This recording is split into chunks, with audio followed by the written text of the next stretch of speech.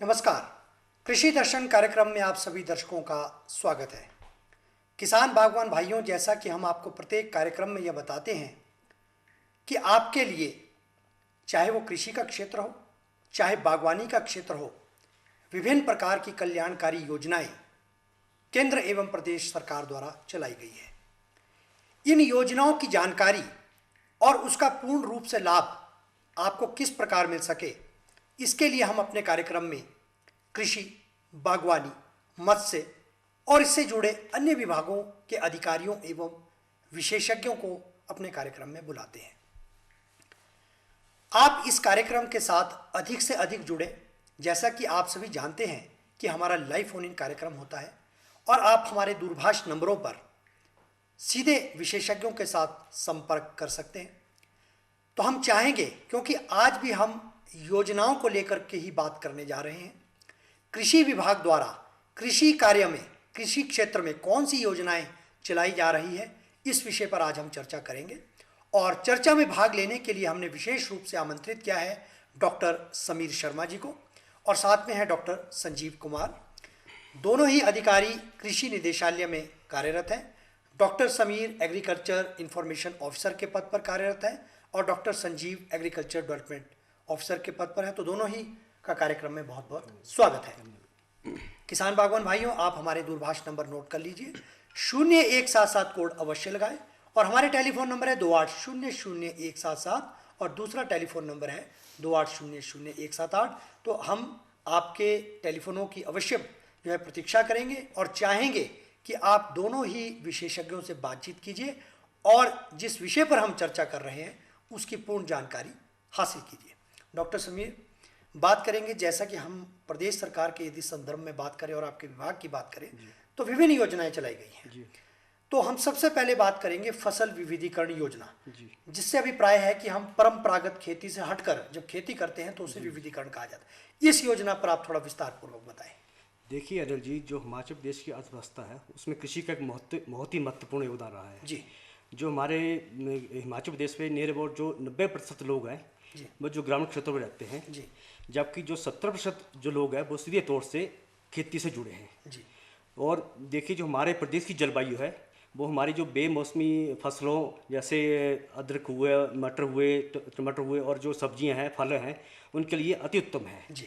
और सरकार का हमेशा प्रयास रहा है कि जो किसान हैं उनकी आर्थिक सुदृढ़ किया जाए जी। इस वर्ष भी जो प्रदेश सरकार है वो कृषि पे 450 करोड़ रुपये खर्च कर रही है जी। इसी के अंतर्गत सरकार जो फसल वृद्धि को विशेष प्रोत्साहन दे रही है और उसके लिए कई योजना चलाई हैं।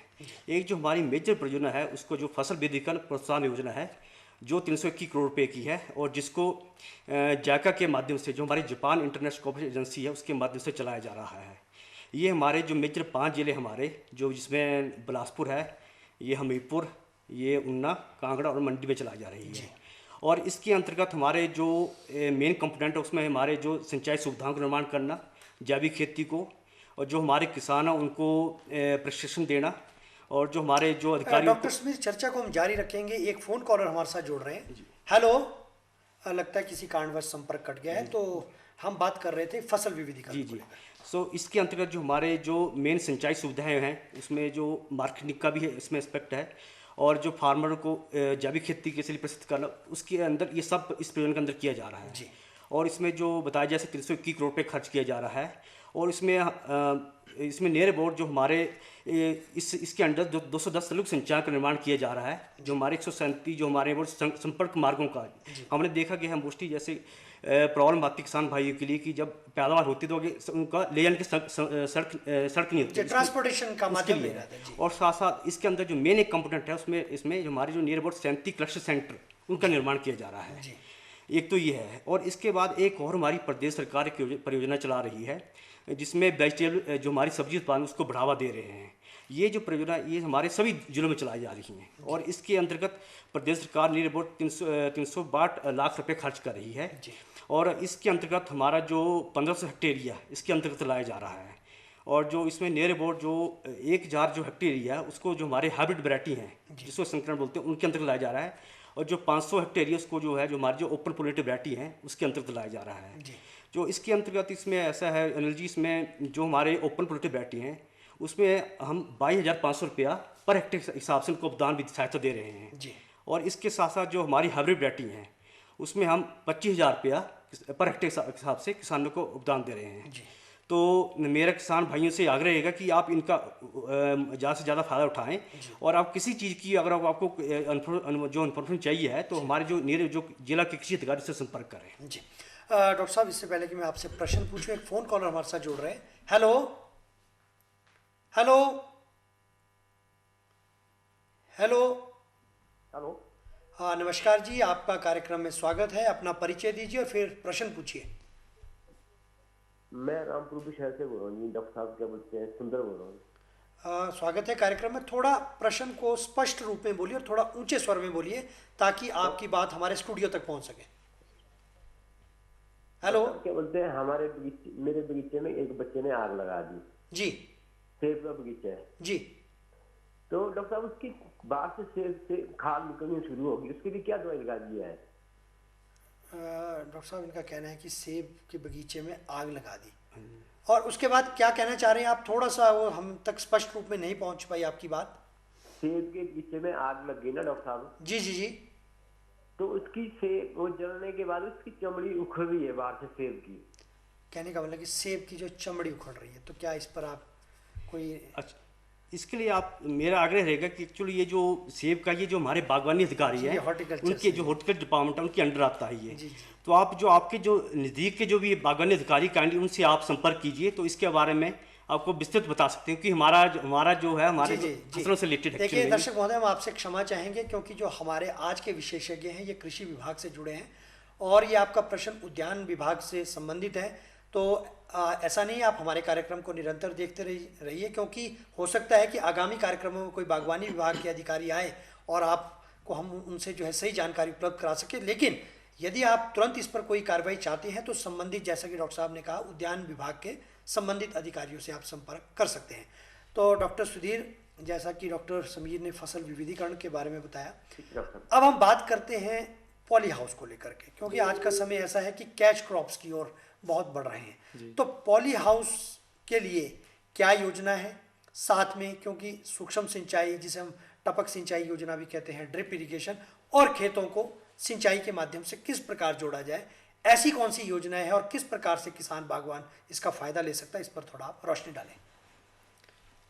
पॉली हाउस और सिंचाई के लिए हिमाचल सरकार ने 4 तरह की योजनाएं आरंभ की है जी। इसमें सबसे पहले डॉक्टर YS परमार किसान स्वरोजगार योजना आती है जी। जो कि सुरक्षित खेती से ही संबंधित है। इसमें पॉली हाउस से ही संबंधित कार्य किया जाता है जी। तो इसमें सबसे पहले जो 4700 ये योजना है, 4700 पॉली हाउस इसमें बनाए जाएंगे। ये इस योजना की जो अवधि है वो 4 वर्ष के लिए है जी। ये 14-15 में आरंभ हुई और 17-18 तक चलेगी। इस अवधि में इस योजना के अंतर्गत 4700 पॉली हाउस बनाए जाएंगे और साथ में इसमें 85% उपदान दिया जा रहा है किसानों को।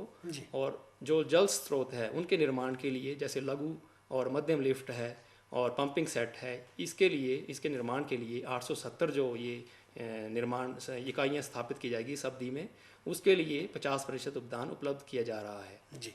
सुरक्षित खेती के अंतर्गत जो पॉली हाउस है उसमें जो इस अवधि में 4 वर्ष जो निर्धारित किए हैं उसमें 8,36,000 वर्ग मीटर जो क्षेत्रफल है वो कवर किया जाएगा। और इसी तरह जो सूक्ष्म सिंचाई इकाइयाँ हैं उसमें 8,20,000 हेक्टेयर एरिया कवर किया जाए।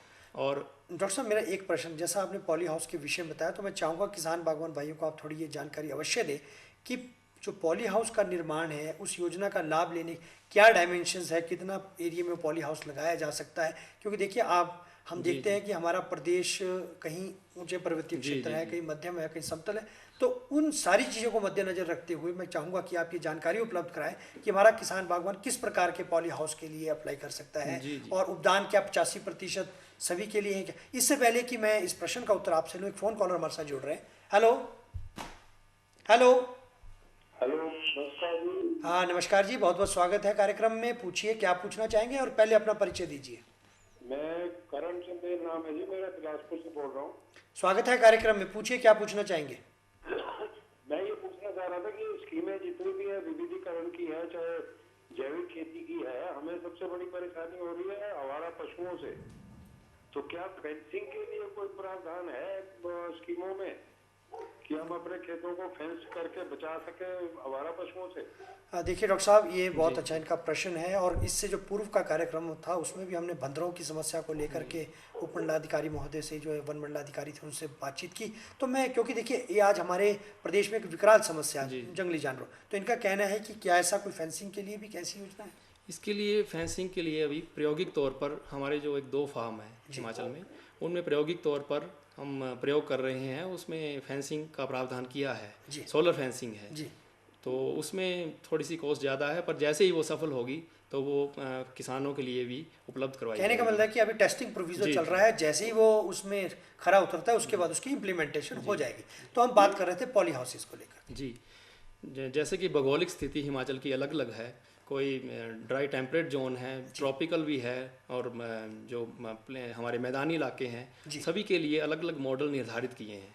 तो इसमें 6 वर्ग मीटर जो पॉली टनल होती है हमारी नर्सरी उत्पादन के लिए, छोटी सी होती है वो 6 वर्ग मीटर की, उससे वो मॉडल जो स्टार्ट होता है, और 1008 वर्ग मीटर के पॉली हाउस तक ये मॉडल हमारे निर्धारित किए हैं। तो भौगोलिक स्थिति के हिसाब से ये अलग अलग मॉडल है, किसी में टॉप वेंटिलेशन है, किसी में साइड वेंटिलेशन है, किसी में जैसे गर्म इलाकों के लिए दोनों वेंटिलेशन चाहिए, तो इस तरह से ये अनुमोदित किए जाते हैं। जी, तो कहने का मतलब कि उपदान की राशि 85% सभी के लिए। डॉक्टर समीर, अब हम बात करेंगे जैविक खेती, क्योंकि आज के समय में एक कहते हैं कि स्वास्थ्य के प्रति हर व्यक्ति जागरूक है, और उसमें कृषि विभाग का भी योगदान है, क्योंकि ऑर्गेनिक फार्मिंग की तरफ किसानों को जोड़ा जा रहा है। इससे क्या अभिप्राय है, और इस योजना के लिए किसान किस प्रकार प्रोत्साहित हो सकता है? देखिए, आज के परिवेश में जैविक खेती का बहुत ही महत्वपूर्ण योगदान है जी। जैसे शुरू में हमारे देश में हरित क्रांति आई, उसके कारण जो हमारी उत्पादकता बढ़ी, परंतु उसके साथ क्या हो कि जो अत्यधिक रासायनिकों का प्रयोग हुआ, उससे क्या हुआ कि हमारे जो खेत हुए वो दूषित हुए, जो कई हमारे जो मित्र कीट थे वो भी धीरे धीरे घटते चले गए। उससे भी जो हमारे जो दूसरे जो पेस्ट हैं, जो बीमारियाँ, वो बढ़ने लगी। तो उसके लिए हमारे जो मंथन हुआ, तो उसमें सबसे ज़्यादा सबसे ज़्यादा जो मेन इससे कंपोनेंट आया वो हमारी जैविक खेती आया। तो जो हमारे हिमाचल प्रदेश में है, ये जैविक खेती जो जलवायु बहुत ही अत्यंत। डॉक्टर साहब चर्चा जारी रखेंगे, एक फ़ोन पहले ले लेते हैं हम। हेलो हेलो हेलो हेलो जी। हाँ, नमस्कार जी, कार्यक्रम में बहुत बहुत स्वागत है। वैसे तो जी, वैसे तो आपको अपना परिचय देने की कोई ज़रूरत नहीं, मैं आपको पहचान गया हूँ, आप हमारे नियमित दर्शक हैं, लेकिन मैं फिर भी चाहूँगा कि डॉक्टर साहब को अपना नाम बताएं आप। हेलो, चौधरी परमाराम सुंदर नगर से। बहुत बहुत स्वागत है आपका, हृदय से स्वागत है, और मैं चाहूँगा कि आप डॉक्टर साहब से अपना प्रश्न पूछ सकते हैं। क्या पूछना चाहेंगे? पूरी टीम को मेरी नमस्कार। डॉक्टर साहब, नमस्ते सर। नमस्ते सर। मैं डॉक्टर साहब से जानना चाहता हूँ ना। जी जी जी जैसे उन्होंने पहले बात की, कुछ जीका चला हो जापान की कंपनी, जी जी इसके बारे में थोड़ा डिटेल से बता दो, बोला इसका क्या काम है, जब इसके ऊपर क्या काम कर रही है बोला है। जी डॉक्टर साहब, मैं चाहूँगा कि इस प्रश्न का उत्तर आप बड़ी तल्लीन सा, क्योंकि हमारे बहुत ही नियमित दर्शक हैं और अब हम इनका हृदय से बहुत स्वागत करते हैं, तो प्लीज़ आप। देखिए, जो हमारा जायका जो प्रोजेक्ट है, ये हमारे फसल जो विविधीकरण उसके लिए है। ये जो हमारे जो 5 जिले में आई थिंक मंडी से, तो मंडी में भी चलाया जा रहा है। तो इसमें हमारे जो मेन कंपोनेंट, उसमें हमारे जो सिंचाई सुविधाएं हैं उनका निर्माण कर रहे हैं इसमें हम, जो जैविक खेती को उसको बढ़ावा दे रहे हैं। साथ साथ जो हमारा सब्जी उत्पादन है, जो इसमें मेन कंपोनेंट है, उसके लिए इसको मेन बढ़ावा दे रहे हैं। इसके अंतर्गत हमारे जो, जैसे मैंने आपको बताया पहले कि इसमें जो नियर 210 लघु सिंचाई निर्माण योजना का निर्माण किया जा रहा है, और जो हमारे 47 संपर्क मार्ग उनका निर्माण किया जा रहा है, और इसके साथ साथ जो हमारे जैसे सब्जी उत्पादन के जो कलेक्शन सेंटर हैं उनका भी निर्माण किया जा रहा है। तो मेरा आग्रह रहेगा, अगर आपका भी इसके लिए जायका के लिए आप चाहते हैं कि इसमें आपका कुछ सब्जी उत्पादन के लिए आप इस परियोजना के अंदर जाना चाह रहे हैं, तो हमारे जो ऑफिस है हमारे जायका के हैं मंडी डिस्ट्रिक्ट में भी है, तो आप वहाँ से संपर्क कर सकते हैं, और इसके लिए जो भी आपको जानकारी चाहिए, जो भी सहायता चाहिए, तो उनसे आप प्राप्त कर सकते हैं। डॉक्टर समीर, मैं यहाँ चाहूँगा यदि आप अपना दूरभाष नंबर दे दें, क्योंकि यदि कोई जानकारी और लेना चाहें आपसे, तो मैं चाहूँगा कि अपना दूरभाष नंबर साझा करें। 9418016693। तो हमारा आपसे निवेदन रहेगा कि आप डॉक्टर साहब से यदि कोई इसके कार्यक्रम के बाद भी यदि कोई जानकारी हासिल करना चाहते हैं तो डॉक्टर साहब से बातचीत आप कर सकते हैं। तो डॉक्टर साहब, बात हो रही थी जैविक खेती को। जी जी। तो देखिए, आज के परिवेश में जैविक खेती का बहुत ही महत्वपूर्ण योगदान है और प्रदेश सरकार इसके लिए बहुत ही प्रयासरत है। क्योंकि देखिए, अब डे बाई डे हमारे जो पर्यावरण दूषित हो रहा है, जो अत्यधिक हमारे रसायनों का प्रयोग हो रहा है, तो हमारे जो प्रदेश की जलवायु है वो बाई डिफॉल्ट जो है वो जैविक खेती के लिए अति उत्तम है। हमारे जो कीटनाशक जो प्रयोग हो रहा है हमारे नियरअबाउट 150 ग्राम के आसपास है, जबकि जो देश का है वो 381 ग्राम प्रति हेक्टेयर के हिसाब से हो रहा है, मतलब हमारा बहुत ही कम है। उसी तरह जैसे जो हमारा जो खाद है वो नियरअबाउट 54 किलो 1 हेक्टेयर में यूज़ करते हैं हम हिमाचल प्रदेश में, जबकि जो हमारे जो देश है वो 150 kg पर हेक्टेयर है। तो हमारी जो जलवायु बहुत ही अति उत्तम है और प्रदेश सरकार इसके लिए शुरू से ही कार्यरत रही है। इसके लिए सरकार जैविक खेती को बढ़ावा देने के लिए इस वर्ष जैविक गांवों के माध्यम से जैविक खेती को बढ़ावा दे रही है, जिसके अंतर्गत जो हमारा 2000 हेक्टेयर क्षेत्र है उसको इसके अंतर्गत लाया जा रहा है। और इसके साथ साथ जैविक जो प्रमाणीकरण है, जो मेन कंपोनेंट है इसमें, जैसे प्रमाणीकरण का मतलब जैसे आपका जैविक खेती शुरू करते हैं तो उसके लिए आपको एक सर्टिफिकेशन लेने की पड़ती है कि जैविक खेती के लिए, तो उसके लिए जो 100% अवदान दे रही है प्रदेश सरकार। और उसमें ये है जो हमारी 3 एजेंसीज है वो उसके लिए कार्य करता है। जैसे एक हमारी बंसठ एसी जयपुर से है यहाँ पे, एक अदिति ऑर्गेनिक बेंगलोर से है, एक उत्तराखंड ऑर्गेनिक सोसाइटी है। तो सब ये सब सर्टिफिकेशन एजेंसीज हैं। जी जी जी, जी। और इसके साथ साथ जो हमारा वर्मी कंपोस्ट यूनिट है उसको बनाने पे सरकार जो प्रदेश सरकार है 50% अवदान दे रही है। और जो उसमें देखा गया जो एक मेजर इसमें जो केंचू खाद चाहिए इसके लिए, जो इसको जैविक खाद बनाने के लिए इसमें भी प्रदेश सरकार 50% अवदान दे रही है। और इस वर्ष नियर अबाउट 20,000 केंचू खाद उत्पादन इकाइयाँ स्थापित करने का प्रावधान रखा गया है। और आपको ये जानकर बहुत ही खुशी होगी कि हमारे प्रदेश में नियर अबाउट जो हमारे 30,000 जो किसान, नियर अबाउट 30,000 किसान है वो इसके अंतर्गत पंजीकृत हो चुके हैं। और नियर अबाउट 18,000 हेक्टेयर क्षेत्र जो जैविक खेती के अंतर्गत लाया जा चुका है। और इसके साथ साथ जो हमारे जो नियर अबाउट जो 6,000 किसानों को प्रमाणीकरण सर्टिफिकेट दिया कहने का मतलब है कि हमारा किसान बागवान जो है जैविक खेती की ओर जी बहुत प्रोत्साहित हुआ है। हाँ जी जी। डॉक्टर संजीव, क्या सेब अपनी सब्जियों की पौध लगाने के लिए क्या विभाग कोई मदद करता है? क्या ऐसी योजना है? सब्जी इसके लिए भी योजना है। सब्जी, फल, फूल और जो मूल्यवान पौधे हैं उनकी बेहतर पौध के लिए और जो रोग मुक्त पौध के लिए एक योजना चलाई गई है।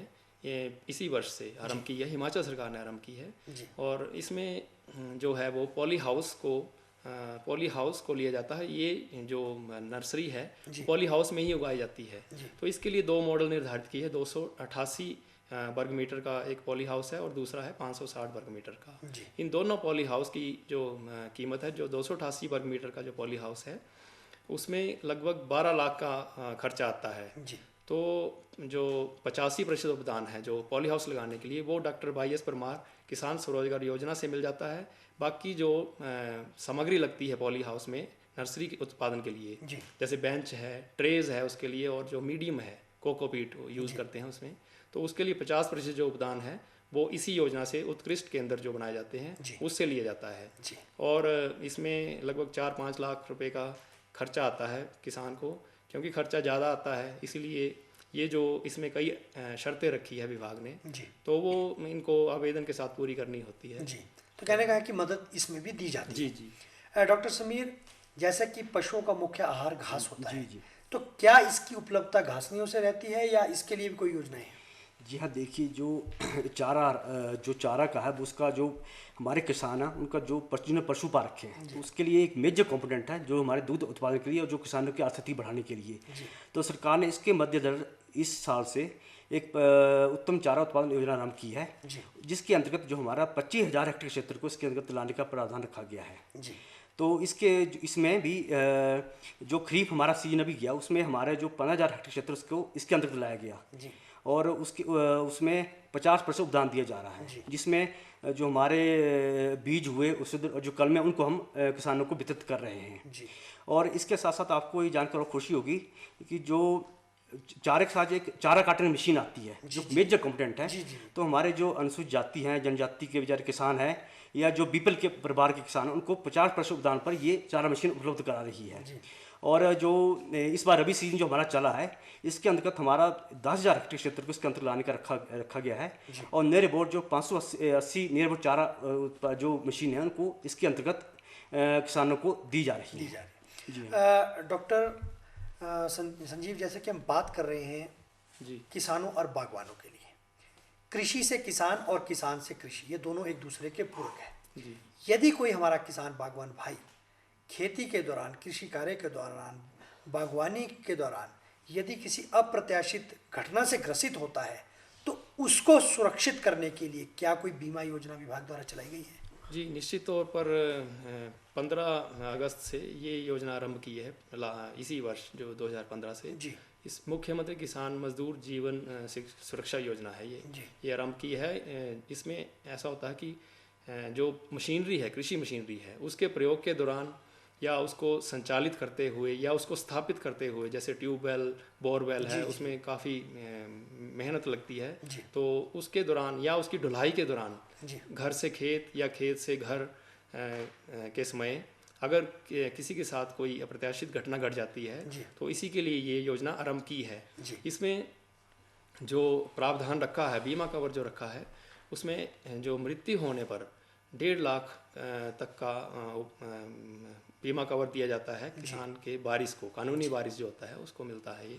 और इसी तरह से 50,000 अगर 2 टांगे, अगर स्थायी रूप से अगर वो अपंग हो जाए तो उसे 50,000, और 2 टांगे या 2 बाजू कटने पर उसे 40,000, इसी तरह से 10,000 तक उसे बीमा कवर प्रदान किया जाता है। इसके लिए उसे जो कानूनी वारिस है, मृतक के कानूनी वारिस को 2 महीने के भीतर आवेदन देना होता है, और उसके लिए उसे सत्यापित करना होता है पंचायत सचिव से, जो मृत्यु प्रमाण पत्र के साथ आवेदन के साथ उसे आवेदन करना होता है, और 2 महीने के भीतर वो कर सकता है। जी, तो आपके कहने का मतलब है कि जब ऑथेंटिक डॉक्यूमेंट्स उनके द्वारा दे दी जाते हैं तो इस तरह की बीमा राशि उनको उपलब्ध करवाई 15 दिन के भीतर ही उन्हें राशि दी जाती जी।